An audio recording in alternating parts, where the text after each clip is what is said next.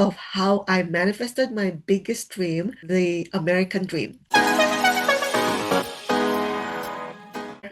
Today, I want to share something deeply personal, the story of how I manifested my biggest dream without even knowing what manifestation was, the American dream. So, I grew up in the Philippines, and in 1979, we joined the Mormon Church. I was only 13 years old back then, and I was in high school, and that's where I learned about Brigham Young University, the BYU.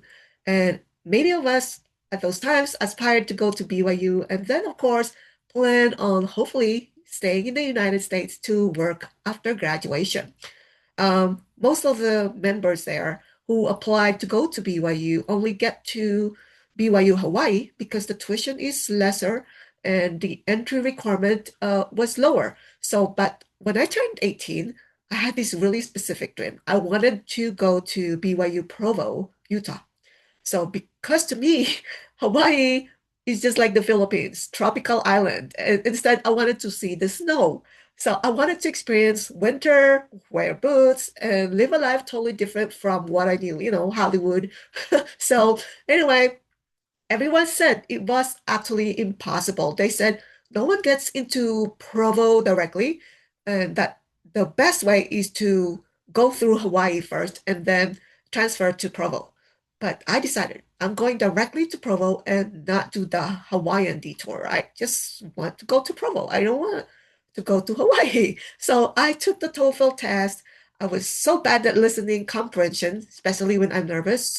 But somehow I passed and then just enough to qualify. And then my grades in school were mediocre, but I went ahead and sent my application anyway and an application fee.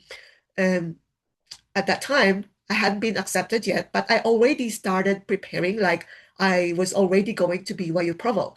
Not not accepted or receiving any acceptance, nothing yet. So, but I was already going to BYU. So before school year started in the Philippines, which is in June, I did not enroll for my junior year in college because I thought it would be a waste of time and money as my classes in BYU will start in September. So it'll be September, June, July, August. So 3 months only. And I thought I'm just gonna be wasting money, so I better not do it. So at this point, I haven't gotten my acceptance yet. But a few weeks later, sure enough, the acceptance came. And first week of September, I got my I-20. And then I flew to Manila to go to the US Embassy for my visa. I cried the night before the embassy because I was already saying goodbye to my mom, and I got my two big luggages that were bigger than me and were full of my belongings as if I was moving to the US for good. So at that point, the school already started at the Y, so I was already a week late. Okay, so anyways, the next day I went to the embassy, but I got denied. Okay, so but then the embassy officer said that my affidavit of support doesn't have enough money to support me for 2 semesters. But he advised me to just go find someone who would be willing to sign the affidavit of support with enough money in their bank account and bring a letter showing the funds. And normally they don't do that. That's what I heard from other people. They don't do that. They just stamp and deny. They never really tell you what to do. But this guy told me what to do. So I did got a letter from my uncle because most of my families are, very wealthy. So I got one of my wealthy uncles to have their bank write a letter. I went back to the embassy the next day, and same embassy officer, he looked up, recognized me, and motioned me like this for me to skip the line. And then he asked me if I got the letter. I handed him the letter, and and then he just looked at it and then stamped my visa, approved, and then smiled and said, "Congratulations." So the next day, I flew to Utah.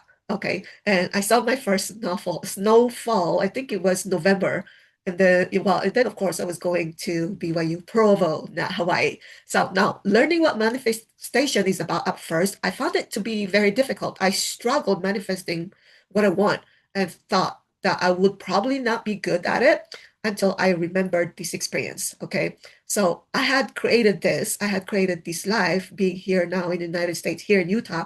And I became the girl at that time. I became the girl who would live that life, and the world rearranged to match her. Okay. I didn't say my affirmations. I didn't even pray perfectly, but I acted like it was already done. And I think that's the secret, knowing that it's done. And now I remind myself that when I want to manifest something new, whether it's money, whether it's a home or a love story, I just go back to that version of me. Okay. The girl who said, I don't care what they say, I'm going to Provo. So that's the power of belief, and that's the power of I am. And if I did it then without even knowing, imagine what you and I can do now with full awareness. I hope this helps. And I hope you guys have a beautiful and wonderful day. Let's go.